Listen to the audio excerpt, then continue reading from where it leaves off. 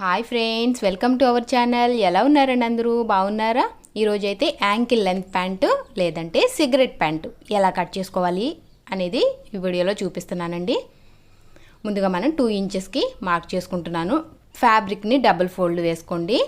Double fold వేసుకుని పైనుంచి 2 ఇంచెస్కి మార్క్, ఎందుకంటే అది బెల్ట్ కోసం, ఫోల్డింగ్ కోసం అండి. మనం ఎలాస్టిక్ వేసుకునే బెల్ట్ కోసం. సో ఇక్కడ 10 ఇంచెస్కి మార్క్ చేసుకుంటున్నాము. హిప్ సర్కంఫరెన్స్ డివైడెడ్ బై 4 వేసుకుంటే 9.5 ఇంచెస్ అండి. ప్లస్ హాఫ్ ఇంచు స్టిచ్చింగ్ కోసం. క్రాచ్ కోసం 12 ఇంచెస్ దగ్గర మార్క్ చేసుకున్నాను. Hip circumference divided by 3 inches అండి. క్రాచ్ కోసం చేసుకుంటే కరెక్ట్గా వస్తుంది మనకి క్రాచ్ డెప్త్ అనేది. సో అక్కడి నుంచి ఒక స్ట్రైట్ లైన్ అనేది గీసేసుకుందాము. సో మనం క్రాచ్ ఎక్కడైతే మనం మార్క్ చేసుకున్నామో అక్కడి నుంచి 1.5 ఇంచు, ఇది ఫ్రంట్ పార్ట్ అండి. మనం కట్ చేసేది ఫ్రంట్ పార్ట్కి 1.5 ఇంచు క్రాచ్ కోసం ఎక్స్ట్రా మార్క్ చేసుకుంటే సరిపోతుంది. ఈ విధంగా ఒక కర్వ్ అనేది గీసేసుకోండి. సో ఆ లైన్ నుంచి మిడ్ పాయింట్కి మనం మార్క్ చేసుకోవాలి. అది 12 ఇంచెస్ వచ్చింది కదా మనకి.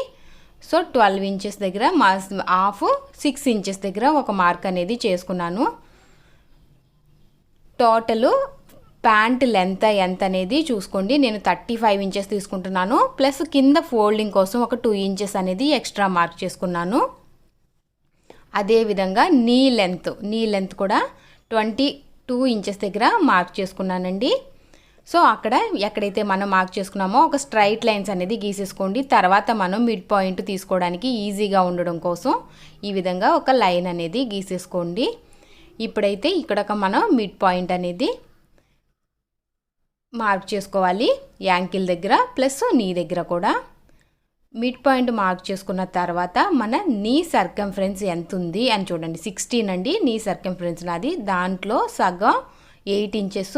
8 ఇంచెస్ని మనం అటుపక్క 4 ఇంచెస్, ఇటుపక్క 4 ఇంచెస్, మిడ్ పాయింట్కి అటుపక్క ఇటుపక్క వచ్చేటట్టు మార్క్ చేసుకోవాలి. సేమ్ అదే విధంగా యాంకిల్ దగ్గర కూడా మనం మార్క్ చేసుకోవాలి. యాంకిల్ సర్కంఫరెన్స్ వచ్చి 9 ఇంచెస్. 9 ఇంచెస్కి మిడ్ పాయింట్ 4.5 ఇంచెస్. 4.5 ఇంచెస్కి మనం అటు ఇటు వచ్చేటట్టు అంటే 2.25 ఇంచెస్, 2.25 ఇంచెస్. చూసారు కదా, ఈ విధంగా మార్క్ చేసుకుని ప్యాంట్ షేప్ అనేది మనం గీసుకోవాలి. కర్వ్ స్క్వేల్ యూజ్ చేయండి, పర్ఫెక్ట్గా వస్తుంది మన షేప్ అనేది. చూసారు కదా, ఈ విధంగా మార్క్ చేసుకోవాలి. అదేవిధంగా ఇటువైపును కూడా మార్క్ చేసుకోవాలి. ఇటువైపున మార్క్ చేసుకునేటప్పుడు సేమ్ చూసారు కదా, ఈ విధంగా కొంచెం స్కేల్ని రివర్స్ చేసుకుని ఈ విధంగా రావాలి. మన కాలు యొక్క షేప్ ఎట్లా ఉంటుంది సేమ్ అదే విధంగా వచ్చింది గమనిస్తే మీరు. సో ఈ విధంగా మార్క్ చేసుకుని ఒక హాఫ్ ఇంచ్ అనేది ఎక్స్ట్రా మీరు స్టిచ్చింగ్ కోసం వదులుకుని కట్ చేసేసుకోవడమే.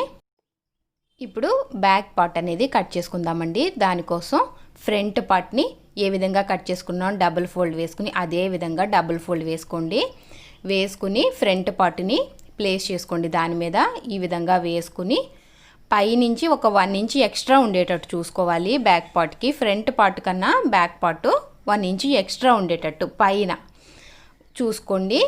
సో క్రాచ్ కూడా మనం 2 ఇంచ్ ఎక్స్ట్రా పెట్టుకోవాలి ఫ్రంట్ కన్నా బ్యాక్కి. అప్పుడే మనకి ఫ్రీగా ఉంటుందండి. ఫ్రంట్ కంటే కూడా ఎప్పుడు బ్యాక్ పార్ట్ కొంచెం ఎక్కువ పెట్టుకోవాలి. అదేవిధంగా యాంకిల్ దగ్గర 1.5 ఇంచ్ ఎక్స్ట్రా మార్క్ చేసుకుని ఈ లైన్ని ఆ లైన్ని కలుపుకుంటూ చూస్తున్నారు కదా, ఈ విధంగా కర్వ్ లైన్ అనేది గీసేసుకోవాలి. మనం కూర్చున్నప్పుడు నుంచున్నప్పుడు మనకి కొంచెం కంఫర్ట్గా ఉండడం కోసం ఫ్రంట్ కన్నా బ్యాక్ పార్ట్ని కొంచెం ఎక్స్ట్రా పెట్టుకుంటామండి. చూస్తున్నారు కదా, ఈ విధంగా ఒక క్రాస్ లైన్ లాగా గీసేసుకోండి. క్రాచ్ దగ్గర ఈక్వల్గా ఉండాలి. మన బ్యాక్ ఉంది కదా, కొంచెం కర్వ్ షేప్ ఇచ్చాము. సో అక్కడ మాత్రమే 1 ఇంచ్ ఎక్స్ట్రా పైకి మార్క్ చేసుకోండి. మార్క్ చేసుకుని ఈ విధంగా క్రాచ్ అనేది గీసేసుకోవాలి. గీసేసుకుని కట్ చేసేసుకోవడమేనండి. నా ఛానల్ని ఫస్ట్ టైం చూస్తున్నట్లయితే సబ్స్క్రైబ్ చేసుకోండి ఫ్రెండ్స్. పక్కనే ఉన్న బెల్ ఐకాన్ని క్లిక్ చేయండి. చూస్తున్నారు కదా అండి, ఈ విధంగా ఫ్రంట్ బ్యాక్ 2 కూడా కట్ చేసేసుకున్నాం కదా. రెండిటికి కూడా విడివిడిగా ఫ్రంట్ది 2 పీసెస్, బ్యాక్ 2 పీసెస్. క్రాచ్ మాత్రమే జాయింట్ చేసుకోవాలి. జాయింట్ చేసుకున్న తర్వాత ఈ విధంగా ఒక స్లిట్ ఇచ్చేసేయండి. స్లిట్ ఇచ్చేసి చూసారా ఈ విధంగా ఉంటుంది. దాని తర్వాత మనం ఇప్పుడు ఫ్రంట్ బ్యాక్ రెండు కూడా మనం కింద క్రాచ్ దగ్గర నుంచి జాయిన్ చేసుకుందాము. ఒక దాని మీద ఒకటి ఈ విధంగా ప్లేస్ చేసుకోండి. చేసుకుని క్రాచ్ దగ్గర స్టార్ట్ చేయండి. స్టిచ్చింగ్ అనేది పర్ఫెక్ట్గా వస్తుంది. కింద నుంచి కన్నా కూడా ఇటువైపు క్రాచ్ దగ్గర స్టార్ట్ చేసి ఇటువైపుకి ఒక స్టిచ్ వేసేసుకుని అటువైపుకి కూడా సేమ్ అదే విధంగా ఒక స్టిచ్ అనేది వేసేసుకోండి. ఇప్పుడు జాయిన్ చేసేసుకున్నాం కదా క్రాచ్ అనేది. కింద ఫోల్డింగ్ కోసం మనం ఎక్స్ట్రా 2 ఇంచ్ అనేది ఫస్టే వదులుకున్నాం కదా, దానిని ఈ విధంగా ఫోల్డ్ చేసుకుని స్టిచ్ చేసుకోవాలి. ఈ ఫోల్డింగ్ అయితే స్టిచ్ చేసేసుకున్న తర్వాత మనం ఇప్పుడు కింద కొంచెం ఎక్స్ట్రా లుక్ యాడ్ చేయడం కోసం కొంచెం ట్రయాంగిల్ షేప్స్ అనేది స్టిచ్ చేస్తున్నానండి. దానికోసం 3x3 స్క్వేర్ పీస్ అనేది తీసుకున్నాను. ఈ విధంగా 4 వైపులా కూడా 3 ఇంచులు వచ్చేటట్టు కట్ చేసుకోండి. ఇదే విధంగా మనకి ఎన్ని కావాలి అనుకుంటే అన్ని పీసులు కట్ చేసుకోండి. నేనైతే 8 పీసెస్ కట్ చేశాను. దాన్ని ఈ విధంగా మధ్యలోకి ట్రయాంగిల్ షేప్ వచ్చేటట్టు ఫోల్డ్ చేసుకుని ఇంకొక ట్రయాంగిల్ లాగా ఇంకొక ఫోల్డ్ చేసుకోండి.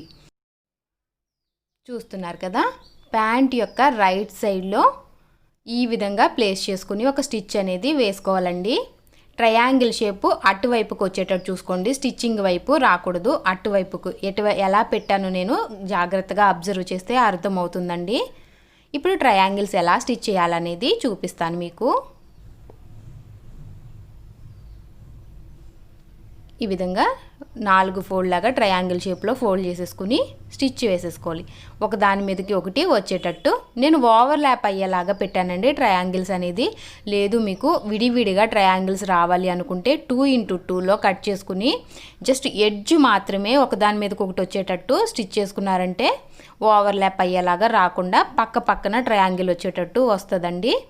ఇదైతే నేను కొంచెం ఓవర్లాప్ అయ్యేలాగా పెట్టాను కాబట్టి ఒక ట్రయాంగిల్ స్టిచ్ చేసిన తర్వాత ఇంకొక దాన్ని మిడ్ పాయింట్ దాని సగంలోకి ఈ పాయింట్ని పట్టుకెళ్ళి పెట్టి స్టిచ్ చేస్తున్నాను. జాగ్రత్తగా అబ్జర్వ్ చేస్తే తెలుస్తుందండి. చూస్తున్నారు కదా ఈ విధంగా. సో 4 ట్రయాంగిల్స్ ఒక కాలికి వచ్చేలాగా స్టిచ్ చేశాను. ఇక్కడ లాక్ స్టిచ్ వేసేసుకుని కట్ చేసేసుకోండి. ఎక్స్ట్రాస్ ఏమన్నా ఉంటే చూసారు ఈ విధంగా కొంచెం నీట్గా షేప్ అనేది చేసేసుకోండి. ఇదే విధంగా ఇంకొక 4 కూడా స్టిచ్ చేసుకోవాలి. ఆల్రెడీ నేను స్టిచ్ చేశాను. ప్యాంటు కింద ఫోల్డ్ చేసేసుకుని స్టిచ్ చేసేసుకున్నాము. చూస్తున్నారు కదా, ప్యాంట్ యొక్క రైట్ సైడ్ ఆ విధంగా ప్లేస్ చేసుకోవాలి. ట్రయాంగిల్ షేపు మనకి లెఫ్ట్ సైడ్ వచ్చేటట్టు చూసుకోండి. చూసారు కదా ఈ విధంగా. ఫస్టే మనం ఒక స్టిచ్ అనేది వాటి దగ్గర వేసేసుకుంటే అవి కదలకుండా తర్వాత మనం జాయింట్ చేసుకున్నప్పుడు నీట్గా ఉంటుందండి. అందుకని ముందే నేను ట్రయాంగిల్స్ మీద ఒక స్టిచ్ అనేది వేసేసుకుంటున్నాను. తర్వాత మనం ప్యాంటుని జాయింట్ చేసేసుకోవడమే. చూసారు కదా ఈ విధంగా వస్తుంది. ఇప్పుడు మనం ప్యాంట్ యొక్క 2 కాళ్ళని జాయింట్ చేసేసుకోవాలండి. అటువైపు ఇటువైపు కూడా చూస్తున్న విధంగా ఒక స్టిచ్ వేసేసుకున్న తర్వాత మనం ఎలాస్టిక్ వేసుకోవడానికి పైన 2 ఇంచులు ఎక్స్ట్రా వదులుకున్నాం కదా, దానిని ఈ విధంగా ఫోల్డ్ చేసుకుని స్టిచ్ చేసుకోవాలి. చూపిస్తున్న విధంగా లోపలికి ఒక 1/2 ఇంచ్కి లోపలికి ఈ విధంగా ఫోల్డ్ చేసుకోండి. ఫోల్డ్ చేసుకుని మొత్తం అంతా స్టిచ్ చేయకుండా మధ్యలో ఒక 2 ఇంచ్ అనేది వదులుకోవాలి. అది ఎలాస్టిక్ మనం ఎక్కించుకోవడానికి ఈజీగా ఉంటుందండి అలా వదులుకోవడం వల్ల. ఈ విధంగా ఒక పిన్ సహాయంతో ఎలాస్టిక్ని ఎక్కించుకోవాలండి. ఎలాస్టిక్ అనేది మన హిప్ సైజ్ కంటే ఒక 8 ఇంచెస్ 6 to 8 ఇంచెస్ తగ్గించుకుని వేసుకుంటే కరెక్ట్గా ఉంటుందండి. ఎలాస్టిక్ అనేది లోపలికి ఎక్కించేసుకున్న తర్వాత ఒక లాక్ స్టిచ్ వేసేసుకోండి. ఎలాస్టిక్ని దాన్ని లోపలికి పెట్టేసుకుని పైనుంచి ఒక స్టిచ్ అనేది వేసేసుకోండి. అంతే. ఈ వీడియో కనుక మీకు నచ్చినట్లయితే like, share, comment friends. Subscribe చేసుకోవడం మర్చిపోకండి. పక్కనే ఉన్న బెల్ ఐకాన్ని క్లిక్ చేయండి. దానివల్ల నా వీడియోస్ యొక్క నోటిఫికేషన్స్ అనేది మీ వరకు వచ్చేస్తాయి. Thank you for watching. మరొక మంచి వీడియోతో మళ్ళీ కలుసుకుంటాం.